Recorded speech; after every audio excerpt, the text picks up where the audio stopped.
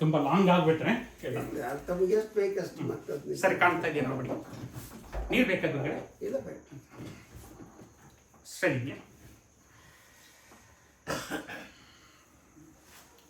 ಗುರುಗಳೇ, ನಿಮ್ಮ ಮಾತಾಡ್ತಾ ನಿಮ್ಮ ಅನುಭವವನ್ನು ಹೇಳ್ತಾ 40 ನಿಮಿಷದ ಅವಧಿ ಹೇಗಾಯ್ತೋ ಗೊತ್ತಾಗ್ಲಿಲ್ಲ. ಶಾಲೆ ತಗೊಂಡ್ರೆ ಅದನ್ನ ಒಂದು ಅವಧಿಯ ಪಾಠ ಅಂತ ತಗೊಳ್ತೀವಿ. ಒಂದು ಅದ್ಭುತವಾದ ಪ್ರವಚನವನ್ನೇ ನಮಗೆ ಕೊಟ್ಟುಬಿಟ್ರಿ ಗುರುಗಳೇ. ನಿಮ್ಮ ಪ್ರವಚನ ನಮಗೆ ಸೊಗಸಾಯಿತು.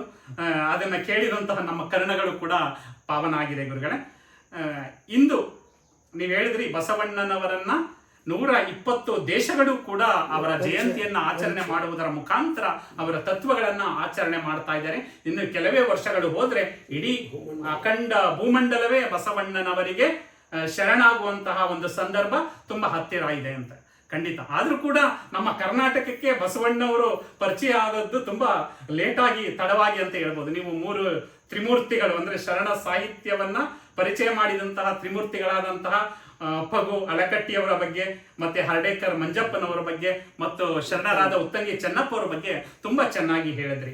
ಅದು ವಿಶೇಷವಾಗಿ ನಮ್ಮ ವೀಕ್ಷಕ ಬಂಧುಗಳು, ಯಾಕಂದ್ರೆ ಈ ಒಂದು ವಚನ ಸಾಹಿತ್ಯವನ್ನು ನೋಡುವಂತಹ ಮತ್ತು ಯೂಟ್ಯೂಬ್ ಮತ್ತೆ ಇನ್ಸ್ಟಾಗ್ರಾಮ್ ಮತ್ತು ಫೇಸ್ಬುಕ್ ಮುಖಾಂತರ ನೋಡುವಂತಹ ಭಕ್ತರು ತುಂಬಾ ಇದ್ದಾರೆ. ಇದರ ಮುಖಾಂತರ ನಿಮ್ಮ ಸಂದೇಶ ಹೋಗ್ಲಿ ಅಂತ ನಿಮ್ಮ ಒಂದು ಸಂದರ್ಶನವನ್ನ ಮಾಡ್ತಾ ಇದ್ದೀನಿ ಗುರುಗಳೇ.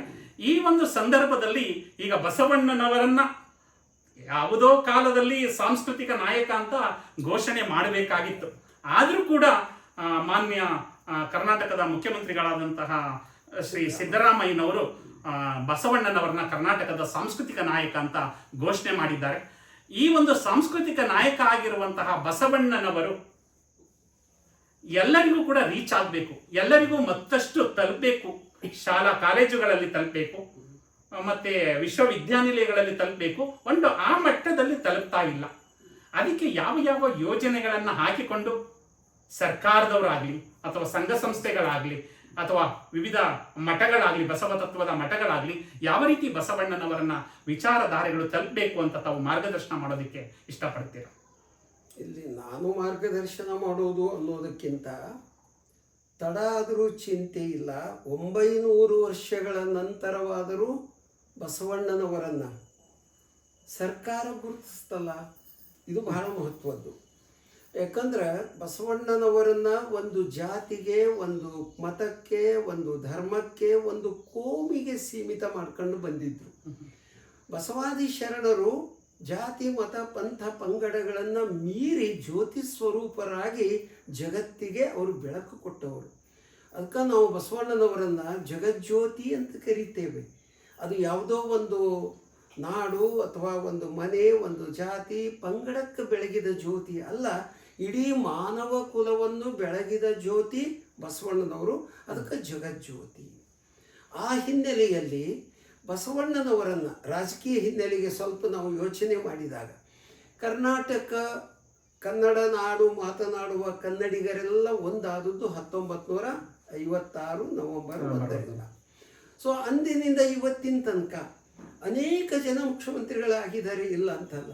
ನಾವು ಹೋದಲ್ಲೆಲ್ಲ ಪ್ರಶ್ನೆ ಮಾಡ್ತಾರೆ, ಏನಪ್ಪ ಇಷ್ಟು ಜನ ಮುಖ್ಯಮಂತ್ರಿಗಳಾದರೂ ಬಸವಣ್ಣನವರನ್ನು ಕರ್ನಾಟಕದ ಸಾಂಸ್ಕೃತಿಕ ನಾಯಕ ಅಂತ ಡಿಕ್ಲೇರ್ ಮಾಡ್ಲಿಕ್ಕೆ, ಅದನ್ನ ಗುರುತಿಸ್ಲಿಕ್ಕೆ ಸಿದ್ದರಾಮಯ್ಯನವರೇ ಬರಬೇಕಾಯ್ತಾ ಅಂತ ಎಷ್ಟೋ ಜನ ನಮ್ಮನ್ನು ಪ್ರಶ್ನೆ ಮಾಡ್ತಾರೆ. ಅವಾಗ ನಾನು ಭಾಳ ಯೋಚನೆ ಮಾಡಿದೆ. ನಿಜಲಿಂಗಪ್ಪನವ್ರನ್ನ ಮೊದಲು ಮಾಡ್ಕೊಂಡು ಅನೇಕ ಜನ ಬಸವಣ್ಣನವರ ಭಕ್ತರಾಗಿ ಕಾರ್ಯ ಮಾಡಿದಂಥ ಅನೇಕ ಲಿಂಗಾಯತ ಮುಖ್ಯಮಂತ್ರಿಗಳು ಆಗಿ ಹೋಗಿದ್ದಾರೆ ನಮ್ಮ ನಾಡಿನಲ್ಲಿ. ಸೊ ಇವರು ಎಲ್ಲರೂ ಮಾಡಲಾಗದ ಒಂದು ಕೆಲಸ ಸಿದ್ದರಾಮಯ್ಯನವ್ರು ಮಾಡಿದ್ರಲ್ಲ ಅಂತ ಅನೇಕರು ನಮಗೆ ಪ್ರಶ್ನೆ ಕೇಳ್ತಾರೆ. ಅವರಿಗೆ ನಾನು ಏನು ಹೇಳೋದು ಅಂದರೆ, ಲಿಂಗಾಯತ ಮುಖ್ಯಮಂತ್ರಿಗಳು ಯಾರಾದರೂ ಈ ಕೆಲಸ ಮಾಡಿದ್ರ? ಅವರು ಲಿಂಗಾಯತರು ತಮ್ಮ ಧರ್ಮಕ್ಕೆ, ತಮ್ಮ ಜಾತಿಗೆ ಸಂಬಂಧಪಟ್ಟ ಬಸವಣ್ಣನ ಮಾಡಿದ್ರು ನೋಡುವಂಥ ಒಂದು ಅಪವಾದ ಲಿಂಗಾಯತ ಮುಖ್ಯಮಂತ್ರಿಗಳಿಗೆ ಖಂಡಿತವಾಗಿಯೂ ಬರ್ತಿತ್ತು. ಸಿದ್ದರಾಮಯ್ಯನವರು ಮಾಡಿದ್ರು ಅಂತ ತಿಳಿದು ಇಡೀ ನಾಡಿನ ಕರ್ನಾಟಕದ ಎಲ್ಲ ಜನಾಂಗದವರು ಮೌನವಾಗಿದ್ದಾರೆ, ಒಪ್ಪಿಕೊಂಡಿದ್ದಾರೆ. ಇದು ಬಹುಶಃ ಬಸವಣ್ಣನವರ ಒಂದು ವಿಶ್ವ ವಿಶಾಲತೆಯನ್ನು ಇವತ್ತು ನಾವು ಅರ್ಥ ಮಾಡ್ಕೊಳ್ಬೇಕಾಗ್ತದ. ಅದಕ್ಕೆ ಸಿದ್ದರಾಮಯ್ಯನವರಿಗೆ ಈ ಹಿನ್ನೆಲೆಯೊಳಗೆ ನಾವು ಅನಂತ ಧನ್ಯವಾದಗಳನ್ನು ಅರ್ಪಿಸಬೇಕಾಗ್ತದ. ಆ ದಿಶೆಯೊಳಗನ ಇವತ್ತು ಬಸವ ಸಂಸ್ಕೃತಿ ಯಾತ್ರೆ ಅನ್ನೋದು ಬಸವನ ಬಾಗೇವಾಡಿಯಿಂದ ಸೆಪ್ಟೆಂಬರ್ 1ರಿಂದ ಪ್ರಾರಂಭವಾಗಿ ಬೆಂಗಳೂರಿನವರೆಗೂ ಬರ್ತದೆ. ಕರ್ನಾಟಕದ ಎಲ್ಲ 31 ಜಿಲ್ಲೆಗಳಲ್ಲಿ ಯಾತ್ರೆಗೈದು ಬಸವರಾದಿ ಶರಣರ ತತ್ವಗಳನ್ನು ಪ್ರಸಾರ ಮಾಡ್ತಾ ಜನತೆಯಲ್ಲಿ ಜಾಗೃತಿ ಉಂಟು ಮಾಡ್ತಾ ಬಸವಣ್ಣ ಕೇವಲ ಒಂದು ಜನಾಂಗಕ್ಕೆ ಒಂದು ಪರಂಪರೆಯ ಭಕ್ತರಿಗೆ ಸೀಮಿತ ಅಲ್ಲಪ್ಪ, ಬಸವಣ್ಣ ಇಡೀ ಕನ್ನಡ ನಾಡಿನ ನಮ್ಮೆಲ್ಲರಿಗೂ ಸಂಬಂಧಪಟ್ಟಂತಹ ಒಂದು ಜ್ಯೋತಿ ಸ್ವರೂಪದ ಗುರು ಅನ್ನೋದನ್ನು ಪರಿಚಯಿಸುವ ದಿಶೆಯೊಳಗೆ ಜಾಗತಿಕ ಲಿಂಗಾಯತ ಮಹಾಸಭೆ ಆಗಿರಬಹುದು, ನಾಡಿನ ಬಸವ ಭಕ್ತ ಮಠಾಧೀಶರ ಒಕ್ಕೂಟವಾಗಿರಬಹುದು, ಅಥವಾ ಇನ್ನೂ ಅನೇಕ ಬಸವಾದಿ ಶರಣರ ಹೆಸರಿನ ಸಂಘಟನೆಗಳಾಗಿರ್ಬೋದು. ಸೊ ಎಲ್ಲ ಭೇದ ಭಾವವನ್ನು ಮರೆತು ಎಲ್ಲ ಗುರುಗಳು, ಎಲ್ಲ ಸಂಘಟನೆಗಳ ನೇತಾರರು, ಎಲ್ಲ ಬಸವ ಭಕ್ತರು ಕೂಡಿ ಇವತ್ತೇನು ಸೆಪ್ಟೆಂಬರ್ 1ರಿಂದ ಪ್ರಾರಂಭ ಮಾಡ್ತಾ ಇದ್ದಾರೆ, ಅದು ಅಕ್ಟೋಬರ್ 5ನೇ ತಾರೀಕಿನವರೆಗೂ ಬೆಂಗಳೂರುವರೆಗೂ ಬಂದು ಮುಟ್ಟಿ ಒಂದು ಬೃಹತ್ತಾದ ಸಮಾವೇಶ ಜರುಗಿಸಿ ಅಲ್ಲಿ ಈ ಕಾರ್ಯ ಮಾಡಿದಂತಹ ನಮ್ಮ ಮುಖ್ಯಮಂತ್ರಿಗಳಿಗೆ ಗೌರವಿಸುವ ಒಂದು ಕೆಲಸ ಮಾಡ್ತಾರೆ ಅಂತ ನಾನು ಪತ್ರಿಕೆಗಳಲ್ಲಿ ಅದೆಲ್ಲ ಓದಿರೋದು. ಇದೊಂದು ಒಳ್ಳೆಯ ಕಾರ್ಯ. ಯಾಕಂದರೆ ಬಸವಾದಿ ಶರಣರನ್ನು ಗುರುತಿಸದವರಿಗೆ ಗೌರವಿಸೋದು ನಮ್ಮ ಕರ್ತವ್ಯ, ಬಸವ ಭಕ್ತರ ಕರ್ತವ್ಯ. ಆದ್ದರಿಂದ ಬಸವಣ್ಣನವರು ಕೇವಲ ಕರ್ನಾಟಕದ ಸಾಂಸ್ಕೃತಿಕ ನಾಯಕ ಅಂತ ಗುರುತಿಸಿದರೆ ಸಾಲದು, ಅವರು ಭಾರತದ ಸಾಂಸ್ಕೃತಿಕ ನಾಯಕ, ವಿಶ್ವದ ಸಾಂಸ್ಕೃತಿಕ ನಾಯಕ ಅಂತ ಭಾರತ ಸರ್ಕಾರವೂ ಗೌರವಿಸುವ ಕಾಲ ಬಂದೇ ಬರ್ತದೆ. ಅದರ ಜೊತೆಗೆ ನಮ್ಮ ವಿಶ್ವಸಂಸ್ಥೆ ಸಂಯುಕ್ತ ರಾಷ್ಟ್ರ ಸಂಘವೂ ಕೂಡ ಬಸವಣ್ಣನವರನ್ನು ವಿಶ್ವದ ಸಾಂಸ್ಕೃತಿಕ ನಾಯಕ ಅಂತ ಗುರುತಿಸುವ ಕಾಲ ಸನ್ನಿಹಿತ ಅದ ಅಂತ ನಮಗೆ ಅನ್ನಿಸ್ತದೆ. ಆ ದಿಶೆಯೊಳಗೆ ಬಸವಣ್ಣನವರನ್ನು ಕರ್ನಾಟಕದ ಸಾಂಸ್ಕೃತಿಕ ನಾಯಕ ಅಂತ 900 ವರ್ಷಗಳ ತರುವಾಯವಾದರೂ ಕೂಡ ಒಂದು ಗೌರವಿಸುವ ಮೂಲಕ ಕೆಲಸ ಆಗ್ಯದ. ಇನ್ನು ತಾವು ಕೇಳಿದಂತೆ ಬಸವಣ್ಣನವರ ಬಸವಾದಿ ಶರಣರ ಒಟ್ಟು ತಾತ್ವಿಕ ವಿಚಾರಗಳು ನಮ್ಮ ಶಾಲೆ ಕಾಲೇಜುಗಳ ಯುವ ಪೀಳಿಗೆಗೆ, ನಮ್ಮ ಮಕ್ಕಳಿಗೆ ತಲುಪುವ ದಿಶೆಯೊಳಗೆ ಪ್ರತಿಯೊಂದು ಶಾಲೆ ಕಾಲೇಜುಗಳಲ್ಲಿ ಅದು ಸರ್ಕಾರವಾದರೂ ಸಂಯೋಜನೆ ಮಾಡಲಿ ಶಿಕ್ಷಣ ಇಲಾಖೆಯ ಮೂಲಕ, ಆಯಾಯ ಭಾಗಗಳಲ್ಲಿರುವ ಸಂಘ ಸಂಸ್ಥೆಗಳಾದರೂ ಈ ಕೆಲಸ ಮಾಡಬಹುದು. ಅವರ ವಚನಗಳ ಒಂದು ಸಾಮಾಜಿಕ ನ್ಯಾಯ, ಸಮಾನತೆ, ವಿಶ್ವಬಂಧುತ್ವ, ಮಾನವೀಯತೆ ಮತ್ತು ಈ ತತ್ವಗಳ ಮೌಲ್ಯಗಳನ್ನು ಮಕ್ಕಳ ಮನಸ್ಸಿನ ಮೇಲೆ ಬಿಂಬಿಸುವಂತಹ ಕೆಲಸ ಆಗಬೇಕಾಗ್ತದೆ. ಆ ಕಾರ್ಯ ಆದಾಗ ಮಾತ್ರ ಬಸವಣ್ಣನವರು ಕರ್ನಾಟಕದ ಸಾಂಸ್ಕೃತಿಕ ನಾಯಕ ಅಂತಂದಿದ್ದು ಸಾರ್ಥಕ ಆಗ್ತದೆ. ಸಂಸ್ಕೃತಿ ಹೃದಯದಿಂದ ಬರ್ತದೆ, ನಾಗರಿಕತೆ ಬುದ್ಧಿಯಿಂದ ಬರ್ತದೆ.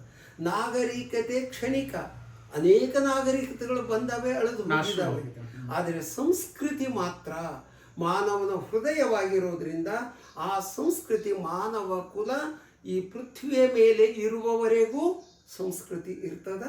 ಅಂತಹ ಒಂದು ಸಂಸ್ಕೃತಿಯನ್ನು ಕೊಟ್ಟವರು, ವಿಶ್ವ ಸಂಸ್ಕೃತಿಯನ್ನು ಕೊಟ್ಟವರು, ವಿಶ್ವ ಮಾನವೀಯ ಸಂಸ್ಕೃತಿಯನ್ನು ಕೊಟ್ಟವರು ನಮ್ಮ ರಾಷ್ಟ್ರಕವಿ, ಇವತ್ತು ವಿಶ್ವಕವಿ ಅಂದರೂ ಅಡ್ಡಿ ಇಲ್ಲ, ನಮ್ಮ ಕುವೆಂಪು ಅವರು ಹೇಳುವಂತೆ.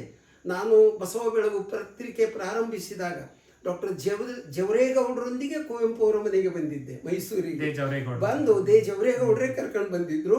ಆವಾಗ ಕುವೆಂಪು ಅವರೊಂದಿಗೆ ತಾಸುಗಟ್ಟಲೆ ಅವ್ರ ಮನೆಯೊಳಗೆ, ಉದಯ ರವಿ ಮನೆಯೊಳಗನ ಕೂತ್ಕೊಂಡು ಅನೇಕ ಪ್ರಶ್ನೆಗಳನ್ನು ಕೇಳಿದೆ. ಅದು ಪ್ರಕಟನೂ ಮಾಡಿದ್ದೇನೆ ನಮ್ಮ ಪತ್ರಿಕೆಯೊಳಗೆ. ಅದು ಕುವೆಂಪು ಅವರೊಂದಿಗೆ ಸಂದರ್ಶನ. ಕುವೆಂಪು ಅವರು ಹೇಳಿದ ಒಂದು ಮಾತು ಇವತ್ತಿಗೂ ನೆನಪಾಗ್ತದ. ಬಸವಣ್ಣನವರ ತತ್ವ ಅದು ವಿಶ್ವ ತತ್ವ. ಆ ತತ್ವ ನಮ್ಮ ನಾಡಿನಲ್ಲಿ ಆಚರಣೆಗೆ ಬಂದಿದ್ರ ನಾನು ವಿಶ್ವ ಮಾನವ ಸಂದೇಶ ಕೊಡುವ ಪ್ರಸಂಗವೇ ಬರ್ತಿರಲಿಲ್ಲ. ಸ್ವತಃ ಕುವೆಂಪು ಅವರು ಹೇಳಿದ್ದು. ಅದಕ್ಕೆ ಅವರು ಕಾರ್ತಿಕದ ಕತ್ತಲಲ್ಲಿ ಆಕಾಶ ದೀಪವಾಗಿ ಬಂದೆ ಅಂತ ಅಪ್ಪು ಬಸವಣ್ಣನವರ ಕುರಿತು ಏನು ಕವಿತೆ ಬರೆದ್ರು, ಅದು ಇಂಗ್ಲೀಷಕ್ಕೂ ಅನುವಾದವಾಗಿ ಇಡೀ ಜಗತ್ತಿನ ತುಂಬ ಕುವೆಂಪು ಅವರು ಬಸವಣ್ಣನವರ ಕುರಿತು ಬರೆದ ಕವನ ಇವತ್ತು ಆ ಸಂದೇಶ ಕವನದ ಮೂಲಕ ಬಸವ ಸಂದೇಶ ಜಗತ್ತಿಗೆ ತಲುಪಿದೆ. ಅಂತಹ ಒಂದು ಕುವೆಂಪು ಅವರ ಕಾರ್ಯಕ್ಷೇತ್ರ ಈ ಮೈಸೂರು ಪ್ರಾಂತದಲ್ಲಿ ಇವತ್ತು ನಾವು ಅವರನ್ನೂ ನೆನಪಿಸಿಕೊಳ್ಬೇಕಾಗ್ತದೆ. ಅದಕ್ಕೆ ಬಸವಣ್ಣನವರು ವಿಶ್ವ ಮಾನವರು, ವಿಶ್ವ ಸಂಸ್ಕೃತಿಯನ್ನು ಎಲ್ಲರನ್ನೂ ಅಪ್ಪಿಕೊಳ್ಳುವಂಥ ಸಂಸ್ಕೃತಿ ಕೊಟ್ಟವರು ಬಸವಣ್ಣನವರಾದುದರಿಂದ ಮನೆ ಗೆದ್ದು ಮಾರು ಗೆದೆ ಎನ್ನುವಂತೆ ಮೊದಲ ಕನ್ನಡ ನಾಡಿನಲ್ಲಿ ಈ ಕಾರ್ಯವನ್ನು ಮಾಡಿದಂಥ 12ನೇ ಶತಮಾನದಲ್ಲಿ ಮಾಡಿದ ಬಸವಣ್ಣನವರನ್ನು ಮೊದಲು ನಾವು ನಮ್ಮ ಕನ್ನಡ ನಾಡಿನ ಕರ್ನಾಟಕದ ಸಾಂಸ್ಕೃತಿಕ ನಾಯಕ ಅಂತ ಇವತ್ತು ಎಲ್ಲರ ಹೃದಯದೊಳಗೆ ಬಿಂಬಿಸಿದವರು ನಮ್ಮ ಮುಖ್ಯಮಂತ್ರಿಗಳಾದ ಸಿದ್ದರಾಮಯ್ಯನವರು. ಅದೇ ರೀತಿಯೊಳಗೆ ಭಾರತದ ಪ್ರಧಾನಿಗಳೂ ಕೂಡ ಬಸವಣ್ಣನವರನ್ನು ಕುರಿತು ಅಭಿಮಾನದಿಂದ ಮಾತನಾಡ್ತಾರೆ. ಅನುಭವ ಮಂಟಪದೊಳಗಿನ ಶಬ್ದವನ್ನೇ ಹೊಸ ಲೋಕಸಭೆಗೂ ಇಟ್ಟಿದ್ದಾರೆ. ಪಾರ್ಲಿಮೆಂಟ್ ಭವನಕ್ಕೆ ಭಾರತ ಮಂಟಪ ಅಂತ ಇಟ್ಟಿದ್ದಾರೆ. ಅನುಭವ ಮಂಟಪದ ಪ್ರತೀಕ ಶಬ್ದವನ್ನು ಅಲ್ಲಿ ಬಳಕೆ ಮಾಡ್ಕೊಂಡಿದ್ದಾರೆ. ಅದೇ ರೀತಿಯೊಳಗೆ ಬಸವಣ್ಣನವರನ್ನು ಭಾರತದ ಸಾಂಸ್ಕೃತಿಕ ನಾಯಕ ಅಂತ ನಮ್ಮ ಪ್ರಧಾನಮಂತ್ರಿಗಳು ಕೂಡ ಬಹುಶಃ ಸಾರುವಂತಹ ಕಾರ್ಯ ಸನಿಹದಲ್ಲೇ ಬರ್ತದ ಅಂತ ಆಶಯ ಇಟ್ಕೊಂಡಿದ್ದೀವಿ. ಆ ಮೂಲಕ ಜಗತ್ತಿಗೆ ವಿಶ್ವದ ಸಾಂಸ್ಕೃತಿಕ ನಾಯಕನಾಗಿಯೂ ಬಸವಣ್ಣನವರು ಗುರುತಿಸಲ್ಪಡಬೇಕಾಗ್ತದೆ. ಅವರ ವಿಚಾರಗಳು, ಅವರ ಮೌಲ್ಯಗಳು ಇಡೀ ಮಾನವ ಕುಲಕ್ಕೆ ತಲುಪಿದರೆ ವಚನ ಸಂದೇಶ ನಾನೊಂದು ಸುರಗಿಯ ಏನೆಂದು ಹಿಡಿವೆನು, ಏನ ಕಿತ್ತಿ ಏನ ನಿರಿವೆನು, ಜಗವೆಲ್ಲ ನೀನೇ ಆಗಿಪ್ಪೆಯ ರಾಮನಾಥ. ಜೇಡರ ದಾಸಿಮಹೇಶರು ಹೇಳುವಂತೆ ಇಡೀ ಎಲ್ಲ ಸಕಲ ಜೀವರಾಶಿಗಳಲ್ಲಿ ಆ ಪರಮ ಚೈತನ್ಯವನ್ನು ಕಂಡವರು ಶರಣರು. ಅದಕ್ಕೆ ಈ ಯುದ್ಧಗಳೆಲ್ಲ ನಿಂತು ಹೋಗ್ತವೆ. ವಚನ ಸಂದೇಶ ಜಗತ್ತಿನ ಮಾನವ ಹೃದಯಕ್ಕೆ ತಲುಪಿದರೆ ಆ ಕಾರ್ಯ ಇವತ್ತು ಆಗಬೇಕಾಗಿದೆ. ಆ ದಿಶೆಯಲ್ಲಿ ಎಲ್ಲರೂ ಪ್ರಯತ್ನ ಮಾಡಿದಾಗ ಬಸವಣ್ಣನವರು ಕರ್ನಾಟಕದ ಸಾಂಸ್ಕೃತಿಕ ನಾಯಕರು ಹೌದು, ಭಾರತದ ಸಾಂಸ್ಕೃತಿಕ ನಾಯಕರು ಹೌದು, ವಿಶ್ವ ಸಾಂಸ್ಕೃತಿಕ ನಾಯಕರು ಹೌದು. ಅಂತಹ ಕಾರ್ಯ ಮತ್ತು ದೀಪದ ತೆಳಗ ಕತ್ತಲೆ ಅನ್ನುವಂತೆ ನಮ್ಮ ನಾಡಿನ ಜನವೇ ಬಸವಣ್ಣನನ್ನು ಅರ್ಥ ಮಾಡಿಕೊಳ್ಳದೆ ಹೋದರೆ ಜಗತ್ತಿಗೆ ಪರಿಚಯಿಸೋದು ಯಾವಾಗ? ಆ ದಿಶೆಯೊಳಗೆ ಪ್ರತಿಯೊಂದು ಮನಗಳಲ್ಲಿಯೂ ಕಾರ್ಯ ಆಗಬೇಕು. ಶಾಲೆ ಕಾಲೇಜುಗಳಲ್ಲಿ ಈ ಕೆಲಸ ಆಗಬೇಕು. ಸಂಘ ಸಂಸ್ಥೆಗಳಲ್ಲಿ ಈ ಕಾರ್ಯ ಆಗಬೇಕಾಗ್ತದೆ. ಅದರ ಜೊತೆಗೆ ರಾಜಕೀಯ ನೇತಾರರೂ ಕೂಡ ಬಸವಣ್ಣನವರನ್ನು ಅರ್ಥ ಮಾಡಿಕೊಂಡು ಇವತ್ತೇನು ನಮ್ಮ ಡಾಕ್ಟರ್ ಬಾಬಾ ಸಾಹೇಬ್ ಅಂಬೇಡ್ಕರ್ ಅವರು ಭಾರತೀಯ ಸಂವಿಧಾನವನ್ನು ರಚನೆ ಮಾಡಿದಾರಲ್ಲ, ಆ ಸಂವಿಧಾನದಲ್ಲಿ ಬಸವಾದಿ ಶರಣರ ವಿಶ್ವ ಮೌಲ್ಯಗಳೆಲ್ಲ ಅಡಕವಾಗುವಂತೆಯೇ ಡಾಕ್ಟರ್ ಬಾಬಾ ಸಾಹೇಬ್ ಅಂಬೇಡ್ಕರ್ ನಮ್ಮ ಸಂವಿಧಾನವನ್ನು ರಚನೆ ಮಾಡಿದ್ದಾರೆ. ಇದು ದೇಶದ ಆಡಳಿತದ ದೃಷ್ಟಿಯ ಸಂವಿಧಾನವಾದರೆ ವಚನ ಸಂವಿಧಾನ ವಿಶ್ವದ ಮಾನವ ಕುಲವನ್ನೆಲ್ಲ ಒಂದುಗೂಡಿಸುವ ಸಂವಿಧಾನ, ಭಾರತೀಯರನ್ನೆಲ್ಲ ಒಂದುಗೂಡಿಸುವ ಸಂವಿಧಾನ ನಮ್ಮದು ಭಾರತ ಸಂವಿಧಾನ. ಅದು ವಚನ ವಿಶ್ವದ ಮಾನವ ಜನಾಂಗವನ್ನೆಲ್ಲ ಒಗ್ಗೂಡಿಸುವ ಸಂವಿಧಾನ ಆಗಬೇಕು. ಈ ದಿಶೆಯೊಳಗೆ ಬುದ್ಧ, ಬಸವ, ಬಾಬಾ ಸಾಹೇಬರ ವಿಚಾರಗಳು ಇವತ್ತು ಕಾಲ ದೇಶ ಭಿನ್ನ ಭಿನ್ನವಾಗಿದ್ದರೂ ಕೂಡ ಅವರ ವಿಚಾರಗಳೆಲ್ಲ ಇಡೀ ಜಗತ್ತಿಗೆ ಒಂದಾಗಿ ಸಂದೇಶವನ್ನು ಕೊಡುವ ವಿಚಾರಗಳು. ಅದಕ್ಕೆ ನಾವೊಂದು ಭಾಳ ವರ್ಷಗಳ ಹಿಂದೆ ಒಂದು ವಚನ ಬರೆದೆ. ಬುದ್ಧ ದೇವನ ಶಾಂತಿ, ಬಸವದೇವನ ಕ್ರಾಂತಿ, ಬಾಬಾ ಸಾಹೇಬನ ಉತ್ಕ್ರಾಂತಿ, ಈ ಮೂರನ್ನುಳಿದು ಇನ್ನುಳಿದವೆಲ್ಲ ಬರೀ ಭ್ರಾಂತಿ ನೋಡ ಜಗಜ್ಯೋತಿ ಬಸವೇಶ್ವರ. ನಂದು ವಚನಾಂಕಿತ ಜಗಜ್ಯೋತಿ ಬಸವೇಶ್ವರ. ಸಾವಿರಾರು ವಚನಗಳ ರಚನೆ ಆಗಿದೆ. ಸೊ ಅದರಲ್ಲಿ ಇದು ಒಂದು ವಚನ. ಈ ದೇಶಕ್ಕೆ ಬುದ್ಧದೇವನ ಶಾಂತಿಯೂ ಬೇಕಾಗ್ಯದ, ಬಸವದೇವನ ಕ್ರಾಂತಿಯೂ ಬೇಕಾಗ್ಯದ, ಬಾಬಾ ಸಾಹೇಬರ ಉತ್ಕ್ರಾಂತಿಯೂ ಬೇಕು. ಈ ಮೂರರ ಸಂಯೋಜನೆಗೆ ಈ ದೇಶವನ್ನು, ಈ ಜಗತ್ತನ್ನು ಎಲ್ಲ ಸಂಕಷ್ಟಗಳಿಂದ ಪಾರು ಮಾಡುವ ಒಂದು ಅಮೂಲ್ಯವಾದ ಸೂತ್ರಗಳು ಇದರಲ್ಲಿವೆ ಅನ್ನೋದನ್ನು ಅರಿತುಕೊಂಡು ನಾವೆಲ್ಲ ಕಾರ್ಯ ತತ್ಪರರಾಗಬೇಕು ಅನ್ನೋದೇ ನನ್ನ ಒಂದು ಇಚ್ಛೆಯಾಗಿದೆ. ಧನ್ಯವಾದಗಳು ಗುರುಗಳೇ. ತುಂಬ ಎಳೆಯಾಗಿ ಅನೇಕ ವಿಚಾರಗಳನ್ನು ಮಂಡನೆ ಮಾಡುವುದರ ಮುಖಾಂತರ ನಮ್ಮನ್ನು ಕೂಡ ಒಂದು ವಚನ ಲೋಕಕ್ಕೆ ನೀವು ಕರ್ಕೊಂಡು ಹೋಗ್ತಾ ಇದ್ದೀರಾ. ಆದರೂ ಕೂಡ ಇನ್ನೂ ನಿಮ್ಮ ಹತ್ರ ಅನೇಕ ವಿಚಾರಗಳನ್ನು ಕೇಳ್ತಾನೆ ಇರಬೇಕು ಅಂತ ಅನಿಸುತ್ತೆ ಬಂಧುಗಳೇ. ನಾನು ಈ ಒಂದು ಕಾರ್ಯ ಚಟುವಟಿಕೆಗಳ ಬಗ್ಗೆ ಹೇಳಿದಕ್ಕೆ ನಮ್ಮ ಶರಣು ವಿಶ್ವವಚನ ಫೌಂಡೇಶನ್ ಕಡೆಯಿಂದ ಕೂಡ 2 ಚಟುವಟಿಕೆಗಳನ್ನ ಹಮ್ಮಿಕೊಂಡಿದ್ದೀವಿ ಗುರುಗಳೇ. ಒಂದು ಶಾಲೆಗಳೆಡೆಗೆ ವಚನಗಳ ನಡೆಗೆ ಅಂತ. ಶಾಲೆಗೆ ಹೋಗಿ ಮಕ್ಕಳಿಗೆ ವಚನ ಹೇಳಿಸಿ, ವಚನ ಹೇಳಿದಂತಹ ಎಲ್ಲ ಮಕ್ಕಳಿಗೂ ವಚನ ಪುಸ್ತಕ ಮತ್ತು ವಚನ ದೀವಿಗೆ ಪ್ರಮಾಣ ಪತ್ರವನ್ನ ಕೊಟ್ಟು ಅವರನ್ನ ಒಂದು ಪ್ರೋತ್ಸಾಹ ಮಾಡಿ ಬರ್ತಾ ಇದ್ದೇವೆ. ಇದುವರೆಗೆ 116 ಶಾಲೆಗಳೆಡೆಗೆ ವಚನಗಳ ನಡಿಗೆ ಕಾರ್ಯಕ್ರಮವನ್ನ ಮಾಡಿದ್ದೇವೆ. ಮತ್ತೆ ಇನ್ನೊಂದು ವಚನ ಗ್ರಾಮ ಅಂತ ಗುರುಗಳೇ.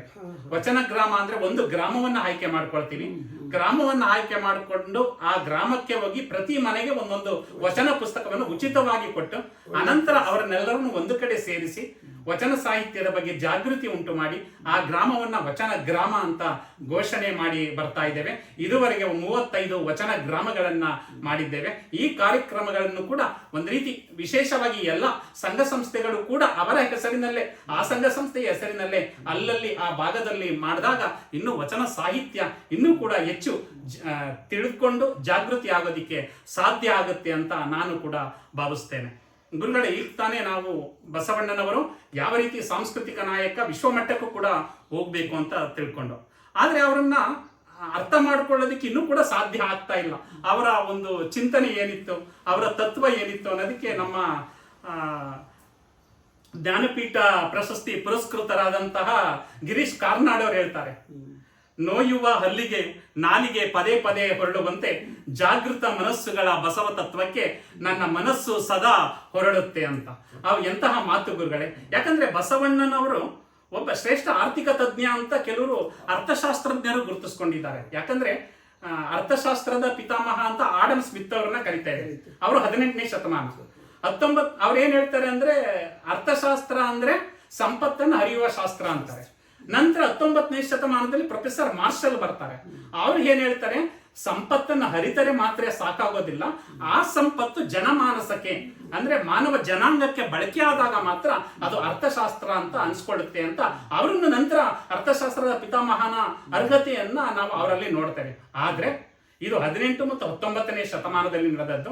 ಬಸವಣ್ಣನವರು 12ನೇ ಶತಮಾನದಲ್ಲೇ ದುಡಿದು ಉಂಡ್ರಿ, ಉಳಿದದ್ರಲ್ಲಿ ಸ್ವಲ್ಪ ಸಮಾಜಕ್ಕೆ ಕೊಡ್ರಿ ಅಂದ್ರು. ಅಂದ್ರೆ ಕಾಯಕ ಮತ್ತು ದಾಸೋಹವನ್ನ ನಮ್ಮ ಬೆಳಕಿಗೆ ತರುವುದರ ಮುಖಾಂತರ ಅವರೊಬ್ರು ಶ್ರೇಷ್ಠ ಅರ್ಥಶಾಸ್ತ್ರಜ್ಞ ಆಗ್ತಾರೆ, ನಿಜವಾದ ಅರ್ಥಶಾಸ್ತ್ರದ ಪಿತಾಮಹ ಆಗ್ತಾರೆ.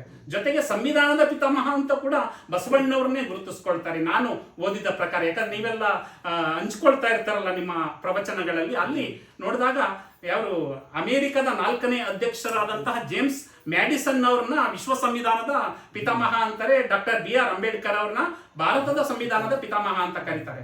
ಆದ್ರೆ ಜೇಮ್ಸ್ ಮ್ಯಾಡಿಸನ್ ಯಾವಾಗ 19ನೇ ಶತಮಾನದಲ್ಲಿ ಬರುವಂತವ್ರು.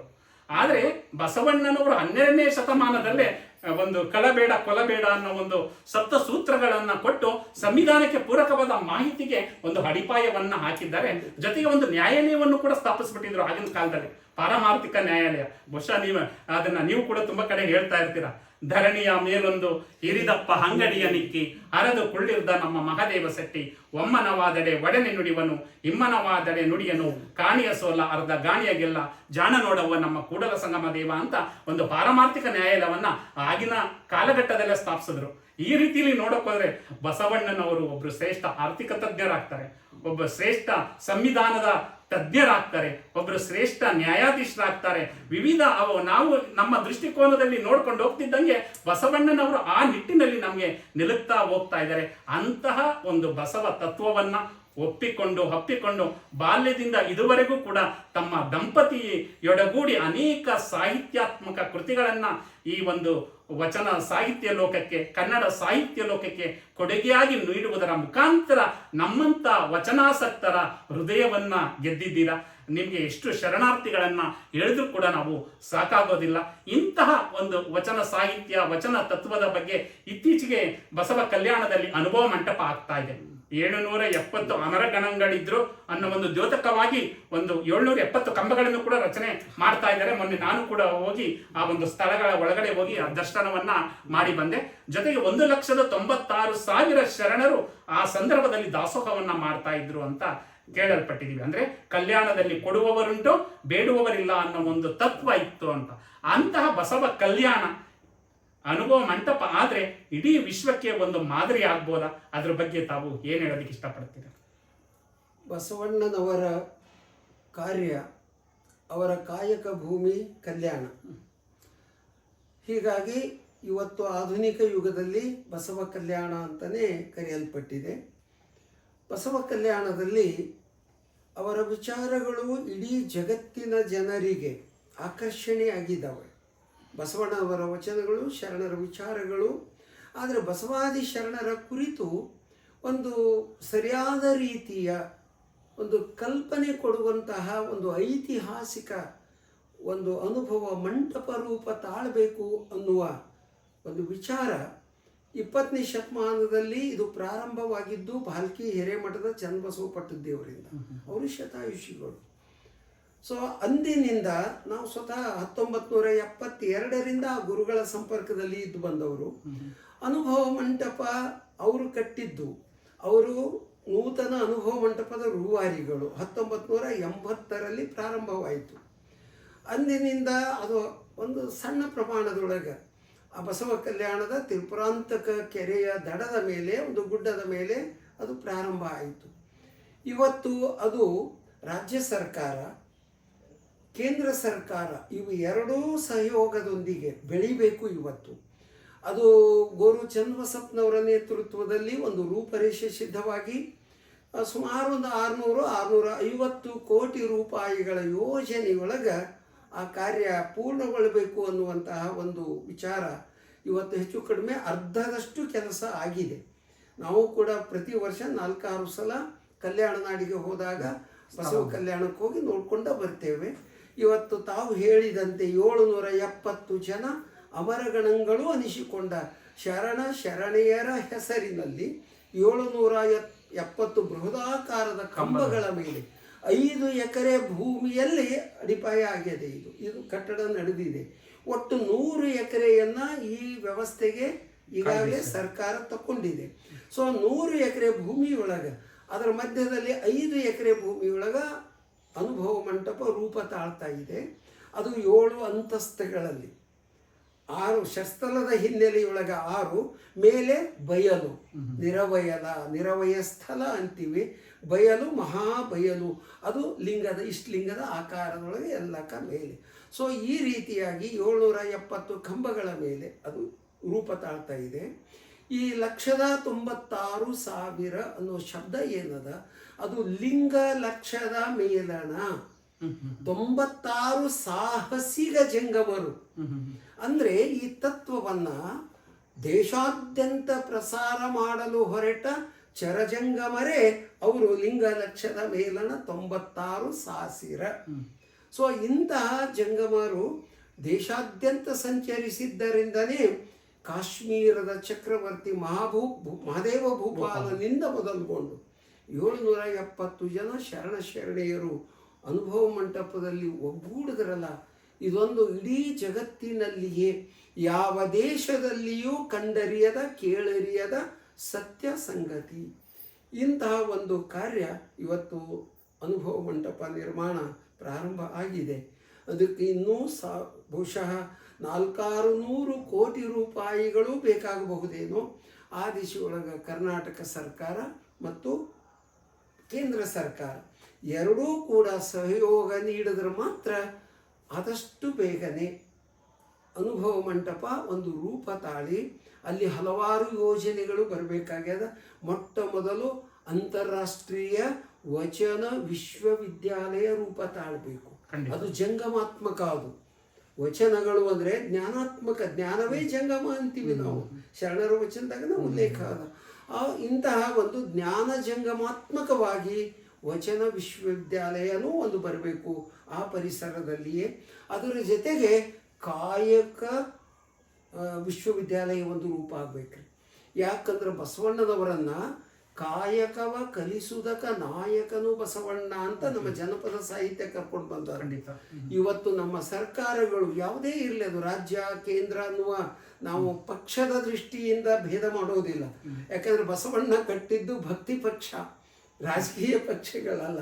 ಇಡೀ ಮಾನವ ಕುಲವೆಲ್ಲ ಭಕ್ತಿ ಪಕ್ಷದ ಅಂತರ್ಗತ ಬರಬೇಕು ಅಂತಾರೆ ಬಸವಣ್ಣನವರು. ಅದಕ್ಕೆ ಬಸವಣ್ಣನವರು ಕಾಯಕ ಭಾಗ್ಯವನ್ನು ಜಗತ್ತಿಗೆ ಕರುಣಿಸಿದ್ದಾರೆ. ಉಳಿದೆಲ್ಲ ಭಾಗ್ಯಗಳನ್ನು ಕಾಯಕ ಜೀವಿಗಳು ಸ್ವಯಂ ಪಡ್ಕೊಂತಾರೆ. ಆದರೆ ಕಾಯಕ ಭಾಗ್ಯವನ್ನು ನಮ್ಮ ಸರ್ಕಾರಗಳು ದುಡಿಯುವ ಕೈಗಳಿಗೆ ಆ ಭಾಗ್ಯ ಕರುಣಿಸಿದ್ರು. ಅಂದರೆ 2 ರೊಟ್ಟಿ ಮುರಿದು ದುಡಿದ್ರೆ 1 ಹೊಟ್ಟೆ ತುಂಬಿಸ್ಕೊಳ್ಳೋದು ತಡ ಆಗೋದಿಲ್ಲ.